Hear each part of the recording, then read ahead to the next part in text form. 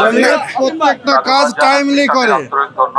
জমিয়ত প্রথমে যখন এসআইআর শুরু করেছে তখন থেকে এর সচেতনতা শিবির, তখন থেকে নিয়ে এর প্রতিবাদ জমিয়ত উলামা করছে।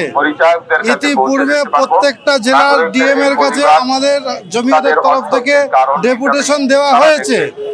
আজকে কলকাতার রাজপথে হয়তো প্রথম, কিন্তু ভিতরে প্রত্যেকটা গ্রামে, প্রত্যেকটা ওয়ার্ডে, প্রত্যেকটা অঞ্চলে জমিয়তের এই প্রতিবাদ চলছে। দেখুন, আপনার কাছে ইনফরমেশন না থাকাটা এটা মানে আবশ্যিক নয় যে হয়নি। আপনি কত রেকর্ড নেবেন আপনাকে দেখাবো আমি, যে আমাদের জমিয়ত কোন কোন ওয়ার্ডে, জেলার কোন কোন জায়গায় কাজ করছে। আমাদের হাওড়া জেলায় আপনি চলে যান, মেজুটি গ্রামে চলে যান, শ্যামপুরে চলে যান, উলুবেড়িয়াতে চলে যান, ডোমজুড়ে চলে যান, জগৎবল্লভপুরে চলে যান। গতকালকে হয়েছে আপনার জগৎবল্লভপুরে। এটা নির্বাচন কমিশনের স্বেচ্ছাচারিতা। এটা একদম একটা কমিউনিটিকে টার্গেট করে ডিসক্রিমিনেশন করে নিয়ে আসছে।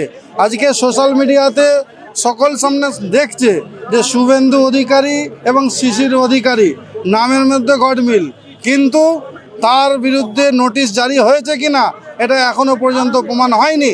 কিন্তু আমাদের ছোট্ট ছোট্ট যেখানে এক একটা অক্ষরের হেরফের, সেখানে আপনার ওই নোটিশ জারি করছে আর কি, লজিক্যাল ডিসক্রিমিনেশনের নামে আপনার নোটিশ জারি করছে।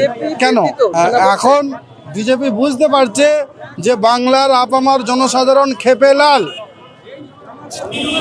আর 14 তারিখ আসার পরে বুঝতে পারবে। তো নিজেদের পিঠ বাঁচাবার ভয়েতে এখন ওইসব কথাবার্তা কাউকে দিয়ে বলাচ্ছে।